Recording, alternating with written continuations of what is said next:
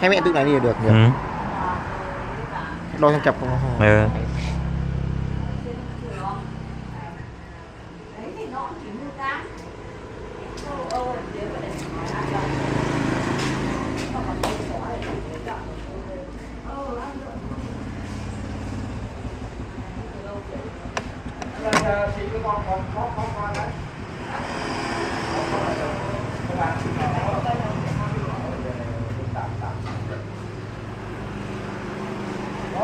Nhà 5 con 4 cái để lại nuôi cái cái còn nó bán cho nhà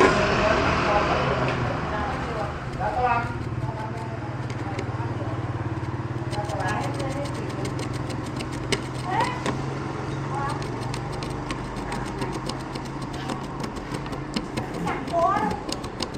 Không có nó cái đùi cũng có hết giỏi các bà không ăn cái gì đâu không thì đi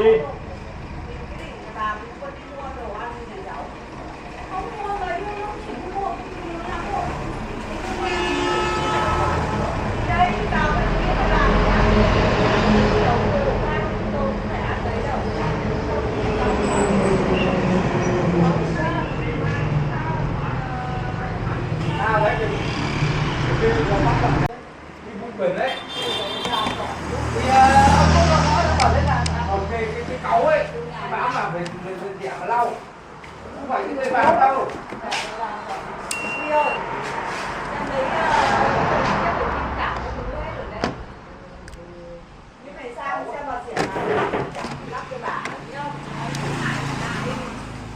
Này nói à? Mày ghi mình nhìn cái gì cái đảo Chưa học Vân chưa học. nhờ khó khăn bảo bạn con cháu nhà này khó khăn đây mày sợ tao trả tiền cho mày à?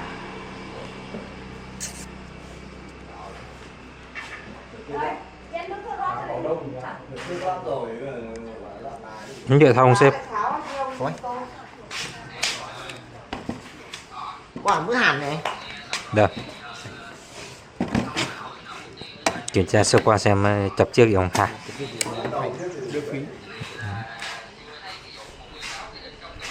Đi, hay pin là sao?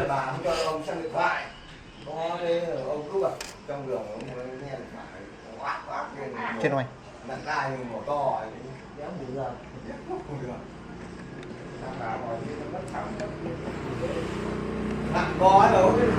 chập à? Cái này chập à hả? Chập à?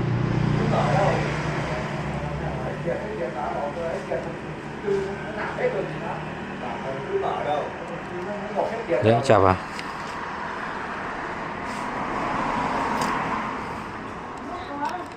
Thôi về thôi. À, thôi. Thôi nha. Đây là sửa đó. Hả? Những là sửa đó. Làm luôn bó mới yên tâm, sửa đéo biết thế nào. Hả?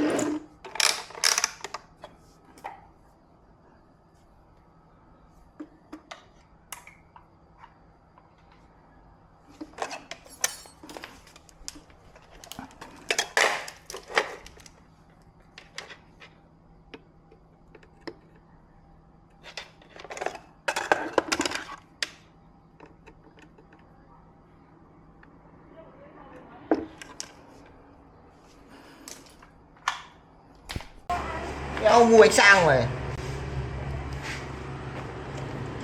Đây đúng không? Vâng.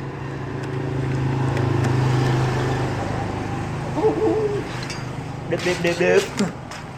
Đây.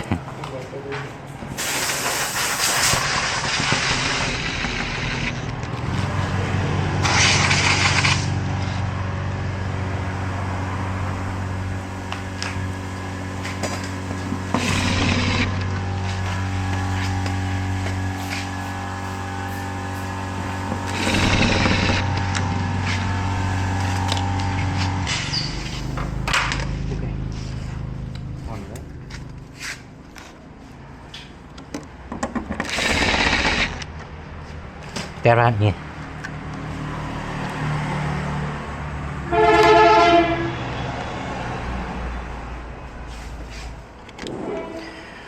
Ok, thử phát đi. Thử phát nhỉ. Nhưng anh nhổ này ra. Sợ điện giật không? Không, sợ gì. Em. Hay à, ông tránh xa ra đấy. Đi tiện nó lên điện này. À đây như đi tiện. Có chứ, chạy chứ. Đo thấy điện áp ra rồi mà. Sáng chưa? Nó dương đen nhỉ? Sưng lên này. À lên như. Lên hả? Sáng không? Đớp. Tì xèo. Anh em ra đón. Ok, anh lát vào cho.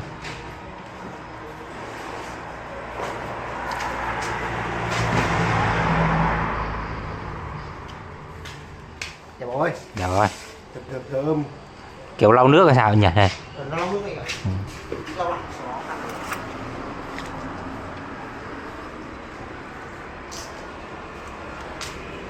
Anh đóng hộ em bị em. Ok em. Ngay em có 3 anh chung vào xong mấy anh. Đỡ đau đầu à? Đã. Cho đỡ đau đầu à? Đỡ đau đầu.